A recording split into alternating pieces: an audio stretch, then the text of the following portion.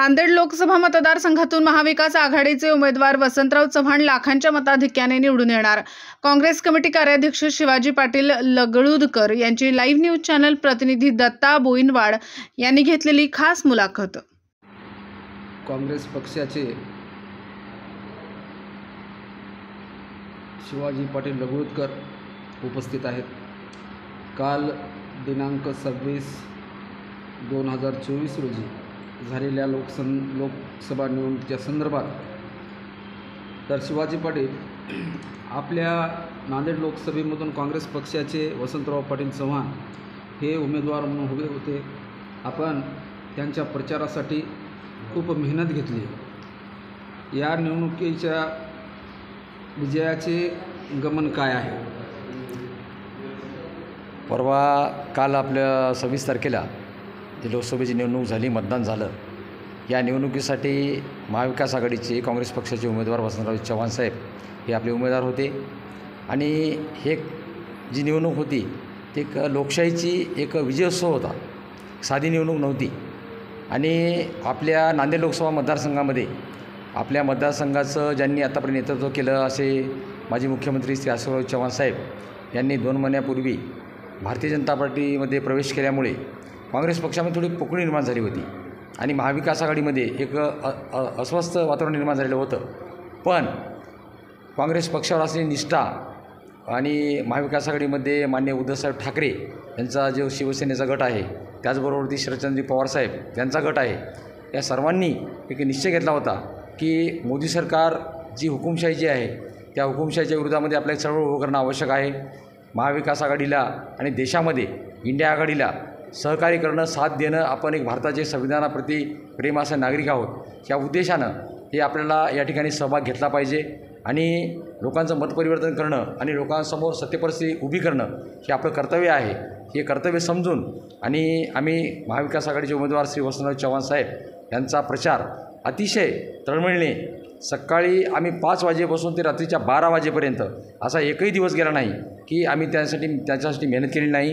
तालुक्यामधले पूर्ण वाडीतंडे असतील, प्रत्येक गाव असेल, एकही गाव असं शिल्लक ठेवलं नाही की ज्या ठिकाणी आमचे उमेदवार श्री वसंतराव चव्हाण साहेब यांच्या 50 निशाणीवरती मतदान करून महाविकास आघाडी, इंडिया आघाडी लोकसभेसाठी आपल्याला प्रधानमंत्र्याचं एक परिवर्तन आपल्या देशामध्ये घडवण्यासाठी पण आम्ही कष्ट घेतले आणि त्या विजयाचं येणाऱ्या 4 तारखेला 4 जूनला जे काही परिणाम दिसतील त्या परिणामाचं जे गमक आहे ते मी या ठिकाणच्या पूर्ण महाविकास आघाडीचे कार्यकर्ते, पूर्ण मतदार, काँग्रेस पक्षावरती प्रेम करणारे सर्व तळागाळातील ग्रामीण भागातील सर्व कार्यकर्ते, छोटे मोठे सर्व कार्यकर्ते याचं श्रेय मी त्यांना देतो।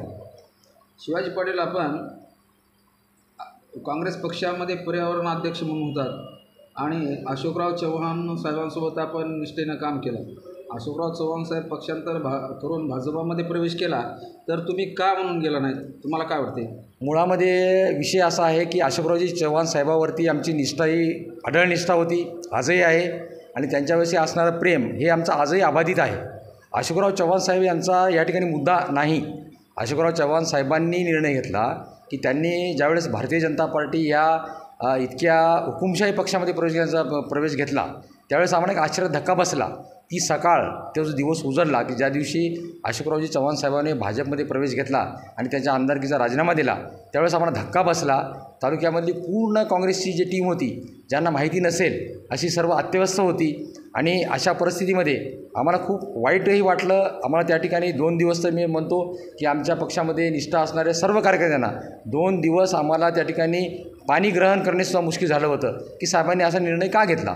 पण आम्ही एक विचार केला होता, चंग मानला होता की ज्यावेळेस महाविकास आघाडीचं सरकार 2019मध्ये महाराष्ट्रामध्ये आलं होतं, उद्धवसाहेब ठाकरे हे महाविकास आघाडीचे प्रमुख नेते, मुख्यमंत्री होते।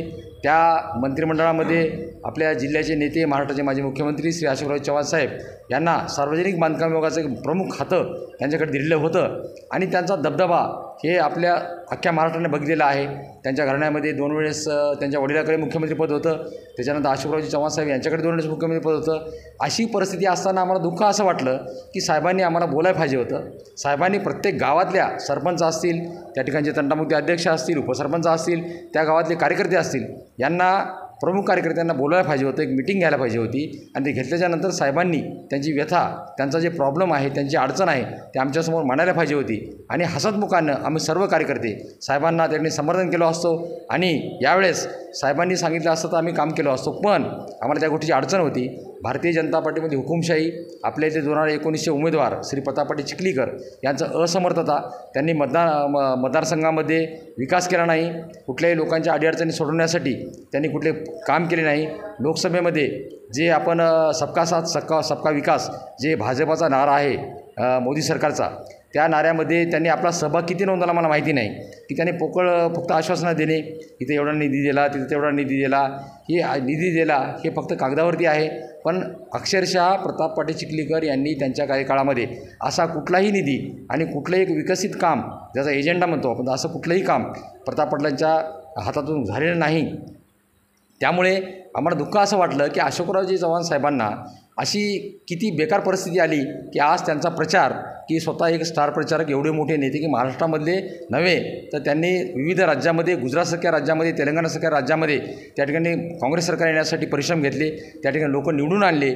असा किंगमेकर माणूस एवढं मोठं प्रस्थ त्या ठिकाणी गेलं, त्याचं आम्हाला दुःख तर होतं. पण आम्ही जो चंग मानलेला होता, आमच्या तालुक्यामध्ये जे आमचे काँग्रेसचे पूर्ण जे प्रमुख नेते होते त्यामध्ये प्रकाशरावजी भोसीकर असतील, गोविंद बाबागौड पाटील असतील, आमचं श्रद्धास्थान आदरणीय श्री बाळासाहेबजी पाटील रामगावकर असतील, या सर्वांची राय घेऊन सर्वांना आम्ही विचारणा केली की त्यांना विचारलं की बाबा तुम्ही कसं करणार, की त्यांनी आम्हाला सांगितलं की जर तुमची इच्छा असेल की काँग्रेसमध्ये राहायचं तर तुमच्या या मताचा आम्ही मान करू आणि तुम्हाला सहकार्य करू, काँग्रेस पक्षामध्ये राहू आणि आपल्या महाविकास आघाडीचा जो कोणी उमेदवार असेल त्यासाठी आपण सर्वजण मिळून परिश्रम करू, हे आमचं ठरलं होतं.